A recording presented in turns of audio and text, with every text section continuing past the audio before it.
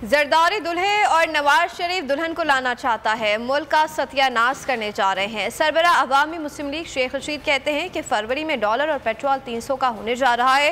बोल के प्रोग्राम इमरान खान बोल के साथ में गुफ्तगू करते हुए कहा, हकीकत है कि इमरान खान को मरवाने के लिए दहशतगर्द तंजीम को पैसे दिए हैं।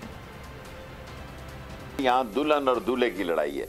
आसफ जरदारी अपने दूल्हे को लाना चाहता है, नवाज शरीफ अपनी दुल्हन को लाना चाहता है। सर जी, मुल्क को ये ठुस करने जा रहे हैं, वो इस मुल्क का सत्यानाश करने जा रहे हैं। हमारा डॉलर जो है 270-80 ये 300 का होने जा रहा है इसी महीने में, जनवरी फरवरी के महीने में ये भी 300 का होने जा रहा है और पेट्रोल भी 300 का होने जा रहा है। ये हकीकत है कि इमरान खान को मरवाने के लिए उसने पड़ोसी मुल्क की एक दहशतगर्द तंजीम को पेमेंट की है और वो उल्टा ले गए कि हमारी जान को खतरा। तुम्हारी जान को क्या खतरा है? मेरा यकीन है कि उन्होंने नहीं बताई होगी। शहबाज और नवाज दो पार्टियां हैं।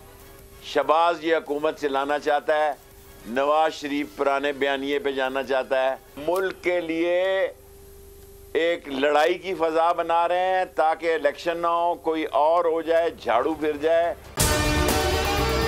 अगर आपको हमारी ये वीडियो पसंद आई है तो लाइक पर क्लिक कीजिए।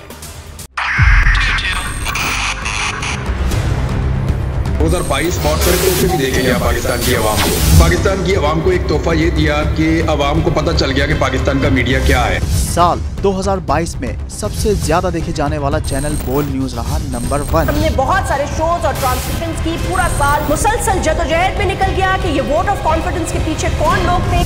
तोड़े रेटिंग के सभी रिकॉर्ड। सोशल मीडिया पर भी सबसे ज्यादा तेजी से 2.4 बिलियन व्यूज का संगे मील अबूर किया।